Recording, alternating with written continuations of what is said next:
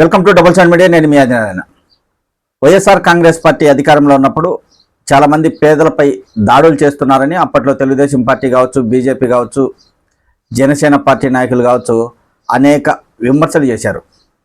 కానీ 2024 ఎన్నికల్లో కూటమి ప్రభుత్వం అధికారంలోకి వచ్చాక కూడా పేదలను ఇబ్బందులు పెడుతున్నారు అనే సంఘటనలు కొన్ని కనిపిస్తున్నాయి. అందులో ఒకటి ఏంటంటే సాక్షిలో ఈ కథనం రావడం జరిగింది. పశ్చిమ గోదావరి జిల్లా తణుకు ఎమ్మెల్యే అరిమిల్లి రాధాకృష్ణ, తూర్పుగోదావరి జిల్లా పెరవలి మండలం కానుకూరుకు చెందిన ఆటో డ్రైవర్ పంజా దుర్గారావుపై రెచ్చిపోయారు.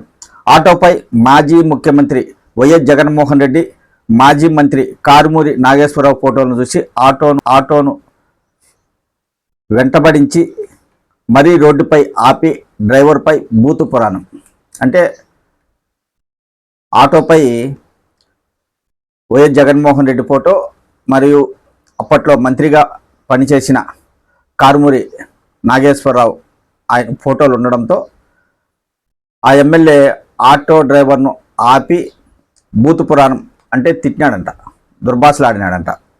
అలాగే వెంటనే తణుకు పోలీస్ స్టేషన్ నుంచి పోలీసులను పిలిపించి ఆటోను సీజ్ చేయించారు. ఎలాంటి కేసు లేకున్నా రాత్రి 8 గంటలైనా ఆటో డ్రైవర్ను స్టేషన్లోనే ఉంచడం తణుకులో చర్చనీయాంశమైంది. దుర్గారావు ప్రతిరోజు కానూరు నుంచి తణుకు సర్వీస్ ఆటో నడుపుతుంటాడు. సోషల్ మీడియాలో యాక్టివ్గా ఉంటాడు.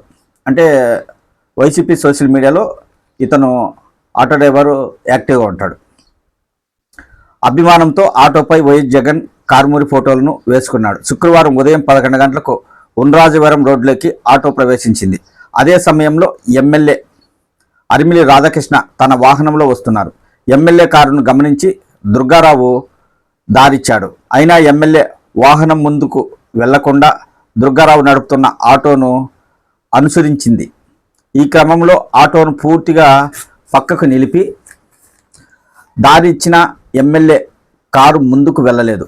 1 కిలోమీటరు దాటిన తర్వాత తణుకులోని రాష్ట్రపతి రోడ్లో ఆటోను ఓవర్టేక్ చేసి ఎదురుగా కారు నిలిపి ఎమ్మెల్యే కిందికి దిగారు. అసభ్య పదజాలంతో దుర్గారావుపై విరుచుకుపడ్డాడు. కుటుంబ సభ్యులపైన బూతు పురాణంతో రెచ్చిపోయాడు. తణుకు టౌన్ సిఐ కొండయ్యకు ఫోన్ చేసి రప్పించారు. రావాలని ఆదేశించడంతో సిఐ ఆగ మేఘాల మీద వచ్చి ఆటో డ్రైవర్ను పోలీస్ స్టేషన్కు తీసుకెళ్లారు. ఎంఈఐ శ్రీనివాసును కూడా రప్పించారు. తూర్పుగోదావరి జిల్లా ఆటో పశ్చిమ గోదావరి జిల్లాలోకి వచ్చిందంటూ ఆటోను సీజ్ చేసి 3,400 జరిమానా విధించారు. ఆ తర్వాత ఆటోకు విధించిన చలానా మొత్తాన్ని చెల్లించిన ఎమ్మెల్యే చెబితేనే వాహనం ఇస్తామని రవాణా శాఖ అధికారులు తేల్చి చెప్పారు. ఈ క్రమంలో రాత్రి 9 గంటలైనా దుర్గారావును విడిచిపెట్టలేదు. కుటుంబ సభ్యులతో మాట్లాడడానికి అనుమతించలేదు. స్థానిక టీడీపీ నేతలతో దుర్గారావుపై ఫిర్యాదు చేయించేందుకు ఎమ్మెల్యే రంగం సిద్ధం చేస్తున్నట్లు తెలుస్తుంది. ఈ auto driver YSR Congress party అభిమాని. అలాగే సోషల్ మీడియాలో యాక్టివ్గా ఉంటాడు. పోలీస్ స్టేషన్కు ఆటోను అప్పగించారు. ఇది పరిస్థితి. ఎందుకంటే వైఎస్ఆర్ కాంగ్రెస్ పార్టీ అభిమానులు ఉండకూడదని కూటమి ప్రభుత్వ నాయకులు అనుకుంటున్నారేమో. ఒక ఆటో డ్రైవర్ పైన ఇలాంటి చర్యలకు పాల్పడితే ప్రభుత్వానికి, పార్టీకి చెడ్డ పేరు కాదా అనేది నాయకులు ఒకసారి ఆలోచించాలి. గతంలో వైసీపీ అధికారంలో ఉన్నప్పుడు ఇలాంటి సంఘటనలు జరగడంతో అవి చాలా విషప్రచారం చేయడంతో వైఎస్ఆర్ కాంగ్రెస్ పార్టీ తీవ్రంగా దెబ్బతింది. ఒకసారి కూటమి ప్రభుత్వం కూడా ఆలోచించాలి. అదే కాకుండా ఈ డ్రైవర్పై కొంతమంది యూట్యూబ్లో కొన్ని వీడియోలు కూడా చేశారు. ఈ డ్రైవరు వైఎస్ఆర్ కాంగ్రెస్ పార్టీ అభిమాని కాబట్టి ఆటోలో వెళ్తూ ఎమ్మెల్యే కారు వెళ్తున్నా దారి ఇవ్వకుండా అడ్డగించాడు. అలాగే ఎక్కడైతే తెలుగుదేశం పార్టీకి సంబంధించిన సానుభూతి పరుల ఇళ్ళు ఉంటాయో అక్కడికి వెళ్ళి వైఎస్ఆర్ కాంగ్రెస్ పార్టీ పాటలు పెట్టడం, అదే కాకుండా ఆరన్లు మోగించడం, ఇలా చాలా పనులు చేస్తున్నాడని కొంతమంది యూట్యూబ్లో కూడా ఇతనిపై వీడియోలు చేయడం జరిగింది. ఒక ఆటో డ్రైవరు ఎమ్మెల్యేకి అడ్డంగా ఆటో పెట్టే శక్తి ఉంటుందా? ఇది ఎవరైనా ఆలోచించాలి.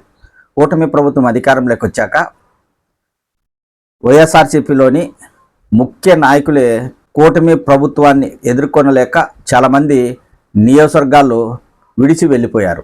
అలాంటి పరిస్థితుల్లో ఒక ఆటో డ్రైవరు ఎమ్మెల్యే కారును అడ్డుకునే పరిస్థితి వస్తుందంటే ఎలా నమ్ముతారనేది ఒక్కసారి ఆలోచించాలి. అయితే ఇలాంటి సంఘటనలు కానీ ఎక్కువగా పునరావృతం అయితే ఖచ్చితంగా కూటమి ప్రభుత్వానికి, తెలుగుదేశం పార్టీ నాయకులకు చెడ్డ పేరు వచ్చే అవకాశం తప్పకుండా ఉంటుంది.